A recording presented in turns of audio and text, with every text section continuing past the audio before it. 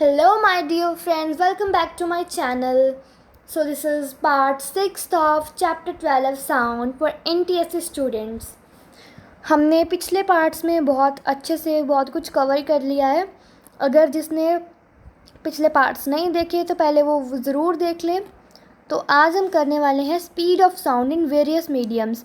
कहते हैं पता तो करें कहाँ स्पीड सबसे ज़्यादा चलती है, कहाँ स्पीड बहुत ज़्यादा कम होती है. तो इसके लिए भी हमें देखना पड़ेगा ना. Speed of sound depends on the nature of material through which it travels. कहते हैं जिस भी नेचर से किस भी मटेरियल है, मान लो किसी मटेरियल से साउंड पास कर रही है तो उस मटेरियल के नेचर पर स्पीड डिपेंड करेगी साउंड की. It is slowest in gases, faster in liquids and fastest in solids. कहते हैं सबसे ज़्यादा जो आवाज़ है वो कम स्पीड जो सबसे कम उसकी गैसेस में होती है.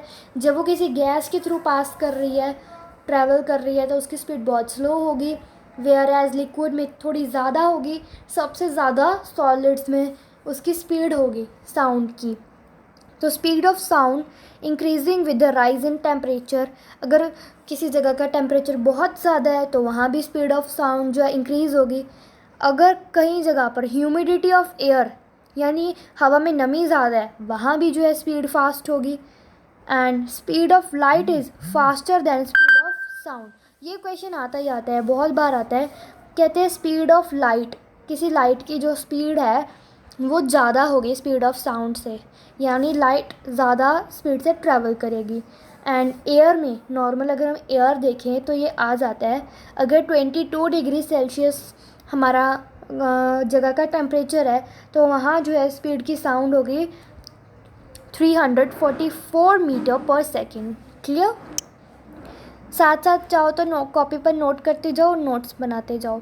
अब हम देखते हैं रिफ्लेक्शन ऑफ साउंड, जो हमने इंट्रोडक्शन में देखा था, इको और रिवर्बरेशन को अच्छे से समझ लेते हैं. Like light sound also bounces back. कहते हैं लाइट की तरह साउंड भी जो है बाउंस होकर वापस आती है हमारे पास जब भी वो किसी हार्ड सरफेस पर पड़ती है. It is called reflection of sound. Laws of reflection of light are obeyed during reflection of sound. कहते हैं लॉज तो वही सेम है. The incident sound wave and the reflected sound wave and the normal at the point of incidence lie in the same plane. Same वही laws of reflection यहाँ चिपका दिए इन्होंने साउंड वेव लिख के. The incident sound wave and reflected sound wave and normal वो कहाँ lie करेंगे, सेम प्लेन में, है ना. Angle of reflection of sound is always equal to the angle of incidence of sound. अगर आपने 10th चैप्टर अच्छे से पढ़ा है 10th क्लास का तो ये लॉज आपके टिप्स पर होंगे. तो ये डायग्राम दी है इन्होंने रिफ्लेक्शन ऑफ साउंड को रिप्रेजेंट करने के लिए. एक दीवार है, ये घड़ी से आवाज़ आई, यहाँ से इंसिडेंट हुई, यहाँ से रिफ्लेक्ट हुई, एंड जो पॉइंट ऑफ इंसिडेंस है तीनों एक ही प्लेन में लाई कर रहे हैं. एंड ये angle of incidence angle of reflection के इक्वल है.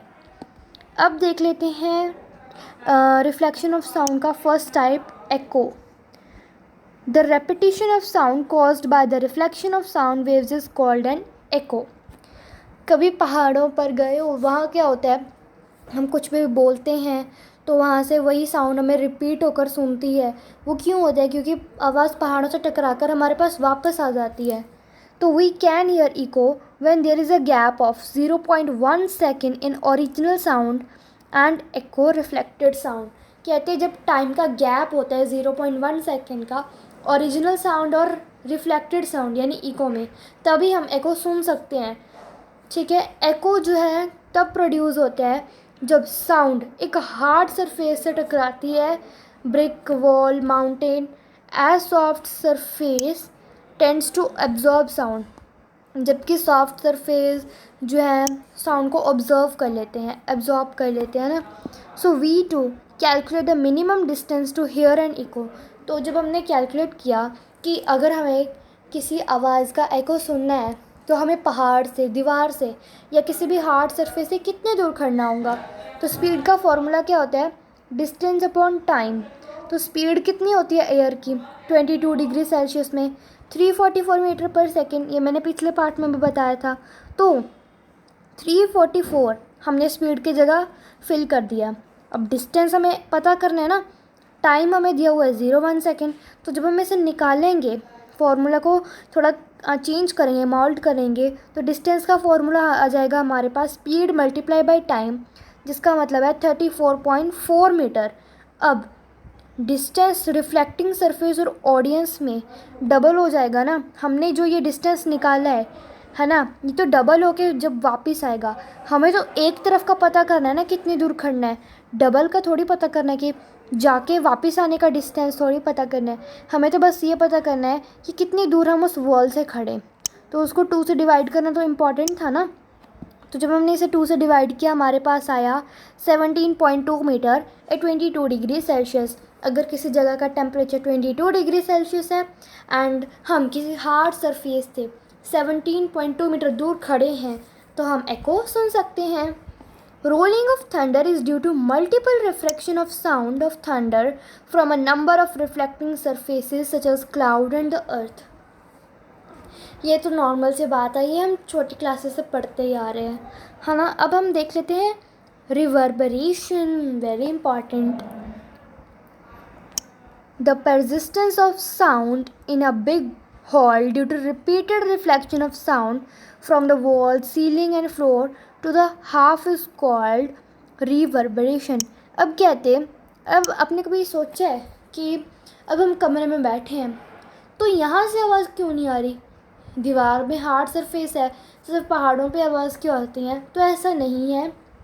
कहते हम परसिस्टेंस ऑफ साउंड देखिए, अगर हम बिग हॉल में बैठे हैं तो वहाँ बहुत ज़्यादा रिपीटेड रिफ्लेक्शन ऑफ साउंड होगा वॉल्स, सीलिंग्स, फ्लोर की वजह से, तो वहाँ रिवर्बरेशन होगा। If it is too long sound becomes blurred, distorted and confusing. अब कहते ये आपने देखा होगा, अगर हम न्यू कोई दुकान देखने जाते हैं जो काफ़ी टाइम से बंद हो, बड़ा सा हॉल हो, है ना, तो वहाँ पर हमारी आवाज़ गूंजती है, तो उसे हम रिवर्बरेशन कहते हैं। ये खाली जगहों पर ही होता है, क्योंकि खाली जगहों पर जो आवाज़ है वो बहुत ज़्यादा रिफ्लेक्ट होती है, दीवार से फर्श पर गई, फर्श से छत से टकरा गई, टकराती रहती है। कई बार तो ऐसा होता है कि हमें अपना रिवर्बरेशन समझ ही नहीं आता, इतना ज़्यादा हर जगह से आवाज़ आती है ना। आप सबने नोटिस किया होगा ये। अब methods to reduce reverberation in big halls और ऑडिटोरियम्स, ये हम अपने नेक्स्ट पार्ट में ही कवर कर पाएंगे, बिकॉज वीडियो बहुत ज़्यादा लंबी हो जाएगी। आई होप आपको बहुत अच्छे से समझ आया होगा रिवर्बरेशन क्या है एंड रिफ्लेक्शन ऑफ साउंड में एको क्या है, एको के लिए हमें कितनी दूर खड़ना है, हमें उसके बारे में पता कैसे चला कि कितनी दूर खड़ना है, स्पीड ऑफ साउंड आपको अच्छे से याद होना चाहिए एंड रिफ्लेक्शन ऑफ साउंड के लॉज पता होने चाहिए, है ना। एंड स्पीड ऑफ साउंड क्या है वेरियस मीडियम्स में, आपको ये भी पता होना चाहिए। आई होप आपको पूरा समझ आया होगा। Bye bye.